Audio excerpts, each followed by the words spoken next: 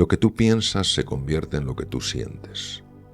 Lo que tú sientes se convierte en lo que sucede en tu cuerpo. Por tanto, el caballo de batalla es el pensamiento. Y quien habla del pensamiento habla también de la palabra, porque la palabra es el reflejo sonoro del pensamiento.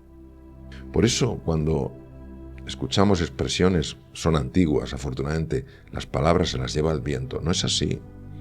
Los pensamientos tienen un impacto, las palabras tienen un impacto, por tanto, cuidémoslas.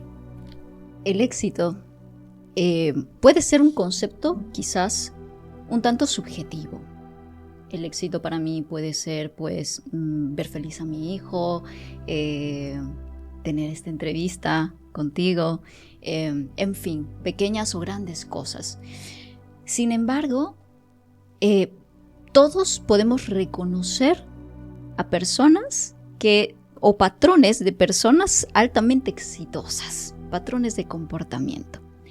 ¿Cuáles dirías tú que son esos hábitos imprescindibles, hábitos de vida, de formas de pensar, de formas de actuar de personas exitosas? Yo diría que hay dos tipos de éxito, completamente diferentes. El éxito en el tener y el éxito en el ser. Por ejemplo, si yo veo una persona que tiene un coche estupendo, vive en un sitio precioso, lleva ropas bonitas, esta persona tiene éxito. Si veo a una persona que ha conseguido sacar adelante un proyecto empresarial y ahora su marca, imaginemos de ropa, es conocida nacional e internacionalmente, esta persona tiene éxito. Si veo a una persona que llega a un sitio y la gente pues le saluda, qué alegría que hayas venido y todo el mundo se acerca, tiene éxito. Tiene éxito por lo que ha conseguido. Este es el éxito del tener. Es el menos importante, aunque nuestra sociedad sea en general lo que más valora.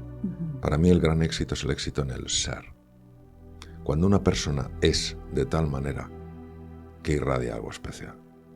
Cuando es una persona que cuando estás a su lado no sabes lo que está sucediendo, pero te está alegrando el alma, te está transmitiendo algo espectacular. Pondré un ejemplo. Hace años di un curso para un grupo de ingenieros de una de las empresas más importantes que hay en el mundo en temas de aviones. Se llama ITP. Es una empresa española con unos fuera de serie y lo digo con mucho orgullo. No tengo más conexión con ellos que el recuerdo extraordinario de su calidad como profesionales y como personas, y me pidieron que les diera un curso en unas montañas en el País Vasco, un lugar al que quiero mucho. Y después de terminar la sesión nos dimos un paseo por la montaña y nos encontramos con Nicolás, un pastor de ovejas al que le faltaba un ojo y que tenía 3 dientes. Solo tenía unas ovejas, tenía pocos dientes y solo tenía un ojo. Y era un pastor.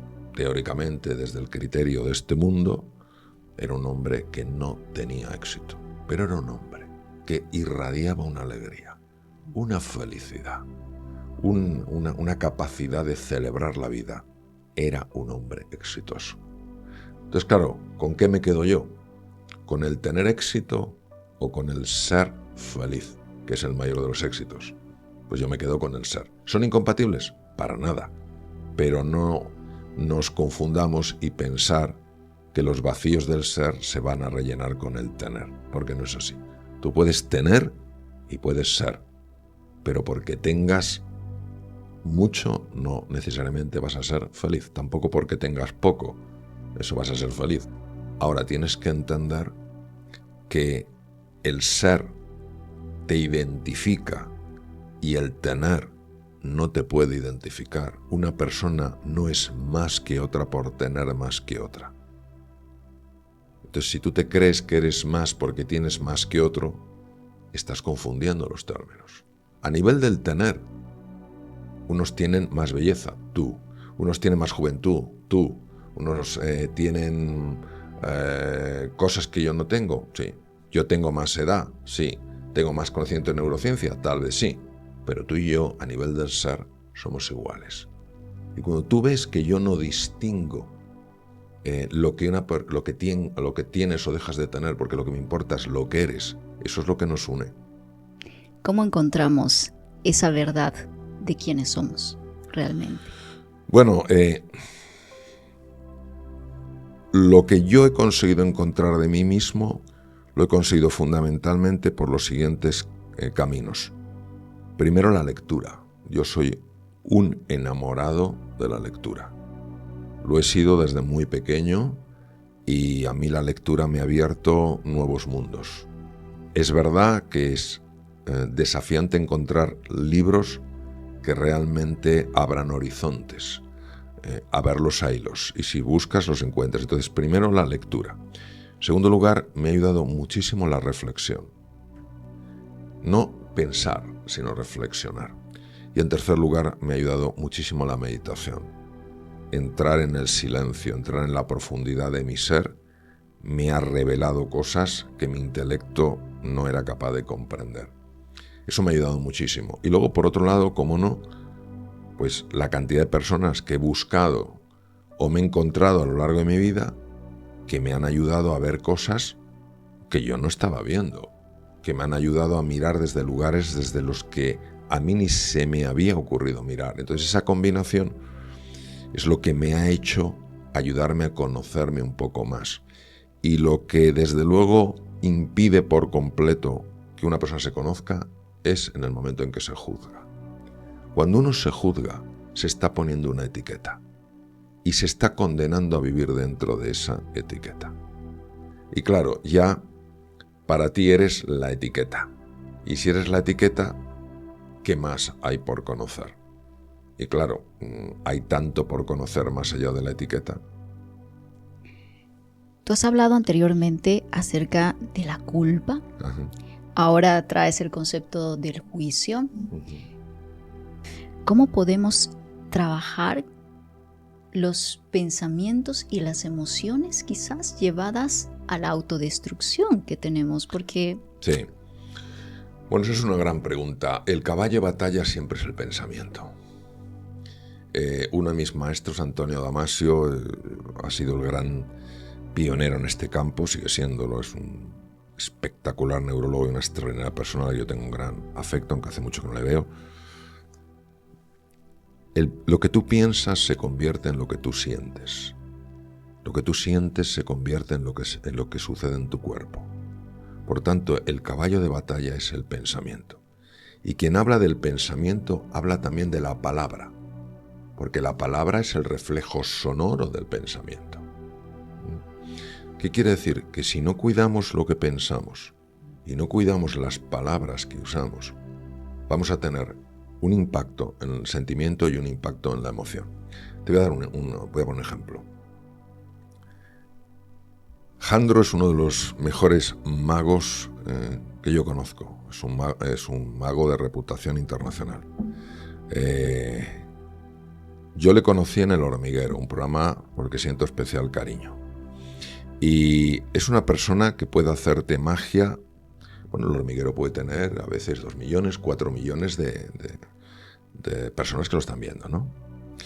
Y te hace un truco de magia, pero delante con las cartas y dices, esto es imposible. Él lo hace. Con una paz, con una tranquilidad, con un humor espectacular. Esto me lo contó él y lo escribió en uno de sus libros, del cual hice yo el prólogo, que a mí me encanta hacerlo, pero tiene que decir que no es una cosa secreta, él lo publica. Le piden dar una charla TED. Las charlas TED, las conferencias TED son unos minutos, 20 minutos, etc.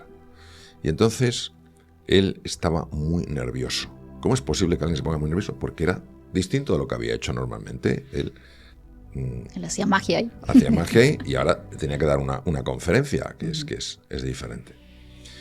Y entonces él estaba todo el rato diciendo, es que solo me quedan 15 minutos. Es que para salir, ¿no? Es que solo me quedan 15 minutos. Es que solo me quedan 15 minutos. Es que solo me quedan 15 minutos. Y me decía él, y cada vez me ponía más nervioso, cada vez más nervioso. Claro, esa expresión, es que solo me quedan 15 minutos, es una expresión de escasez, que se convertía en ansiedad y en tensión corporal. Por otra parte, esa tensión corporal en el campo de las neurociencias se asocia a una reducción en el riego sanguíneo del cerebro ejecutivo, que es el que te ayuda a tener claridad mental por ejemplo, a la hora de expresar unas ideas como en una conferencia TED. Y de repente, él es una persona muy inteligente, de repente se para y se da cuenta de que su forma de hablarse es lo que le está dañando. Se para y dice, en vez de es que solo me queda media hora, empieza a decir, aún me queda media hora. Aún me queda media hora. Fíjate, vaso medio vacío, vaso medio lleno. Escasez, abundancia. Aún me queda media hora, aún me queda media hora. Empieza a sentirse mejor, empieza a sentirse liberado. Su cuerpo se relaja de una conferencia sensacional. Wow. Fíjate el poder de las palabras. Y el cambio de percepción. ¿Y cómo te cambia todo? ¿Cómo te cambia todo? Por eso, cuando escuchamos expresiones, son antiguas, afortunadamente, las palabras se las lleva el viento. No es así. Los pensamientos tienen un impacto, las palabras tienen un impacto, por tanto, cuidémoslas. Hablemos de la meditación, que ha sido también uno de tus grandes pilares que ha transformado tu vida, que de hecho ayer que tuve el placer de estar en el evento con más de 900 personas, nos llevaste por una meditación, la meditación del corazón, que me ha parecido maravilloso. Cuéntanos, ¿cuál es, en función y según las neurociencias, qué sucede en nuestro cerebro a la hora de hacer una meditación? Vale. La meditación que escuchaste, Mariana, ayer, la meditación del corazón, es una que creé hace tiempo, sencillamente para favorecer que las personas se quisieran más.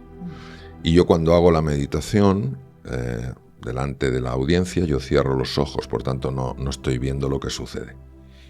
Empezaron a decirme los organizadores de los eventos que veían que tenía un impacto en las personas increíble, que lloraban, que se tocaban el corazón, la región precordial con un cariño y tal, y me dijeron, esto es algo increíble. Empezaron a entrevistar a las personas y dijeron, es que esto me ha movido tremendamente por dentro, me quiero mucho más, tal. Entonces me lo dijeron. Y decidí irme a un estudio de grabación muy bueno, en Madrid en este caso, y grabar la meditación del corazón, y ponerla a disposición de todo el mundo que quiera en mi página web, www.marianosopuig.com, y que se la desciendan de forma gratuita. ¿Qué es lo que hace esta meditación y qué es lo que hace la meditación en general? La meditación en general lo que hace es desconectar un circuito que se llama el circuito o la red neuronal por defecto, y este circuito es el circuito de la distracción. Y lo que hace es activar otro que se llama la red ejecutiva central, que es la red de la presencia plena, la red donde tú estás en el aquí y en el ahora. ¿Qué ocurre? Que esa red está asociada a una mejora en la creatividad, en el funcionamiento del sistema inmune, en las relaciones personales, etc. Es decir, de alguna manera, esta práctica meditativa, esta práctica de quietud cambia el modo en el que opera de manera anómala el cerebro, pero nos hemos acostumbrado, que es la distracción permanente. Me está diciendo una cosa, estoy pensando luego tal. Y nos centra en lo que sucede ahora. Y eso tiene una repercusión muy positiva, tanto a nivel de eficiencia mental como de salud. Con la meditación del corazón, lo que yo he buscado es activar fundamentalmente lo que se llama el cíngulo anterior. El cíngulo anterior es una estructura por la que siento pasión. Yo siento pasión por el cerebro desde que tengo prácticamente uso de razón. El cíngulo anterior es una estructura que es la que nos conecta. Tiene una gran cantidad de receptores de oxitocina. La oxitocina es una hormona que libera el hipotálamo, una estructura del tamaño de un guisante que apareció hace unos 350 millones de años y que en el ser humano tiene funciones de una importancia extraordinaria. La oxitocina es la hormona que nos conecta con nosotros mismos, nos conecta con los demás, nos conecta con el mundo, protege el corazón, reduce la capacidad de padecer infecciones, alarga los telómeros, que son predictores de longevidad. Entonces, la mayor cantidad de receptores de oxitocina está en el cíngulo anterior.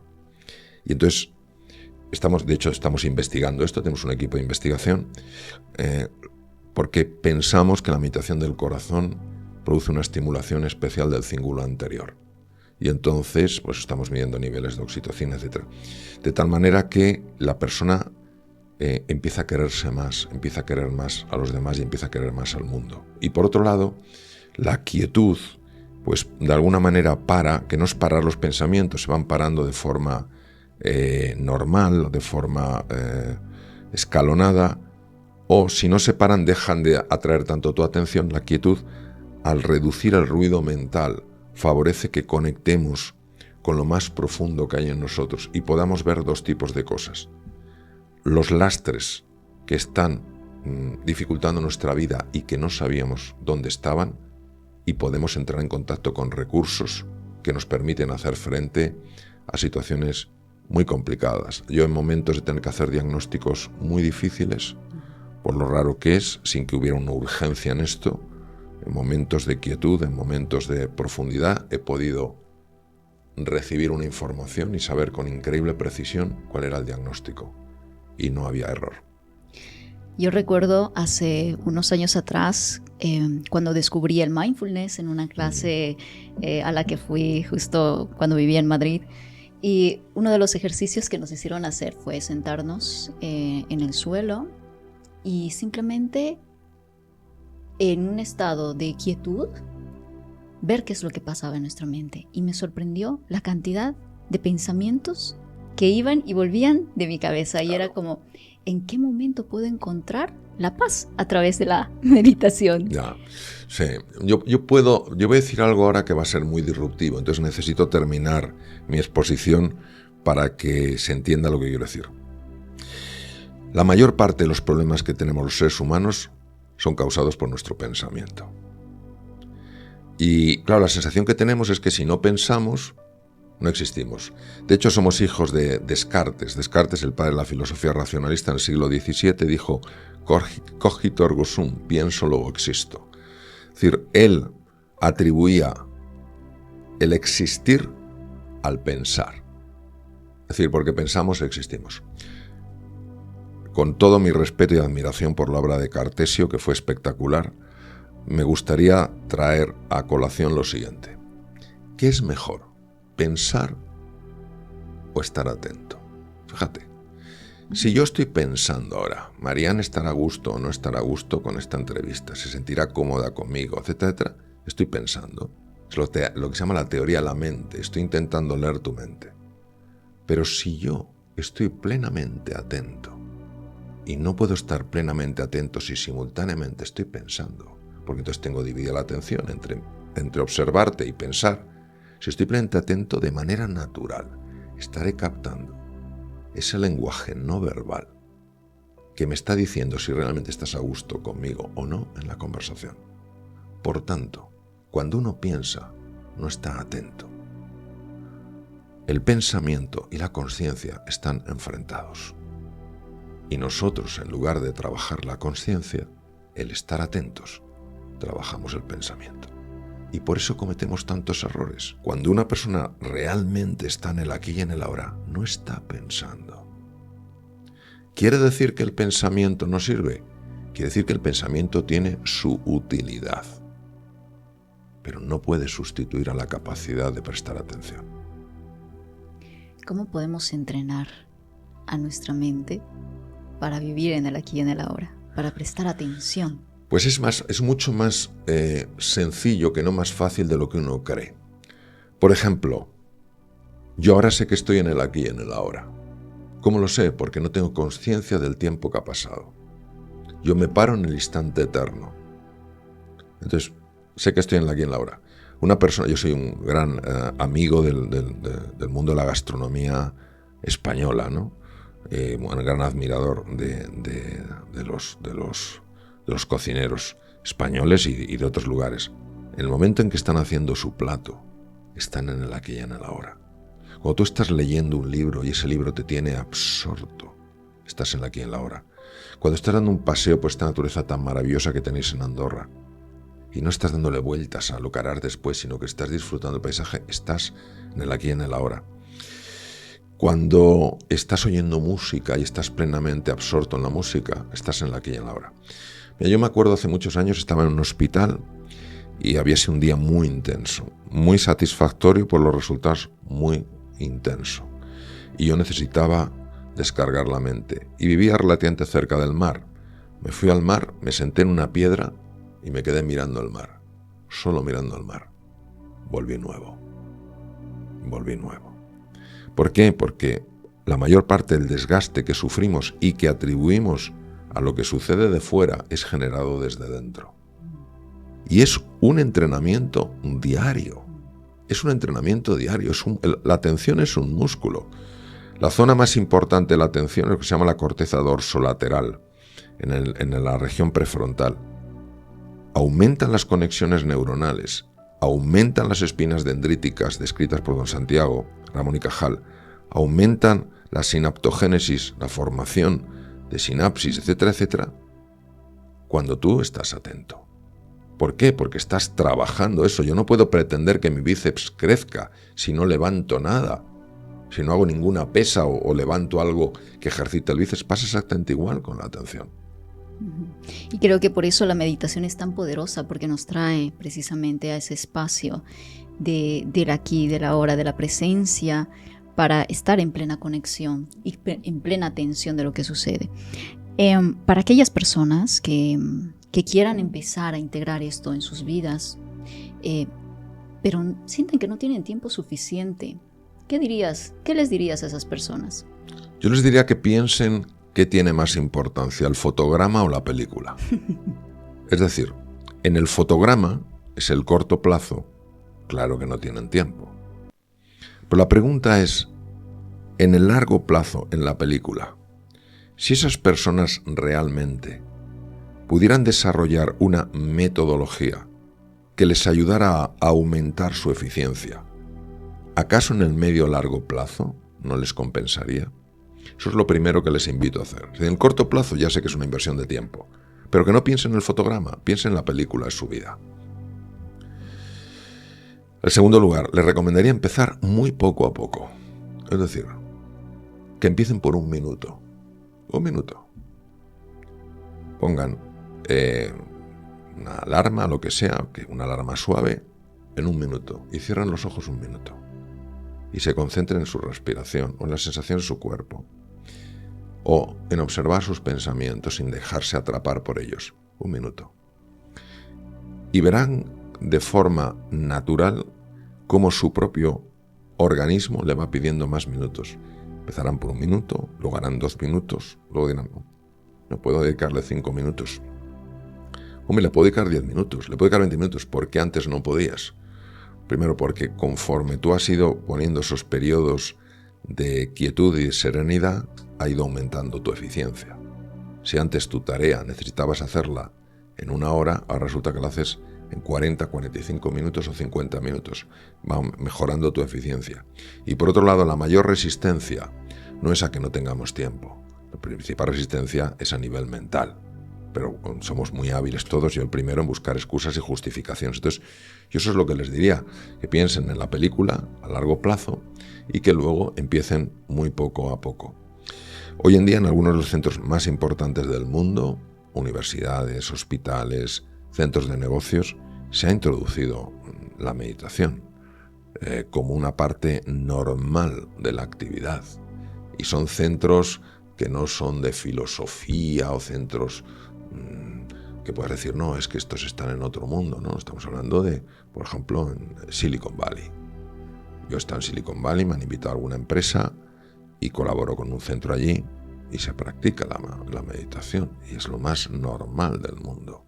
Nadie ve a alguien con los ojos cerrados ahí tal diciendo, bueno, esta persona tendría que estar trabajando. No, lo que está haciendo es cuidándose para poder rendir al máximo y estar más sana. Muchísimas gracias, doctor Mario Alonso Busch, por tu tiempo, por este espacio, por regalarnos tanta sabiduría, tanto de tu vida, tanto de tu historia. Ha sido un honor. Muchas gracias, Marian. Para mí también ha sido deliciosa esta conversación y ojalá las personas que vean esta entrevista, pues sobre todo lo que más me importa, que se den cuenta de lo mucho que valen, que crean en sí mismas, que confíen en su potencial y que ofrezcan a este mundo su luz.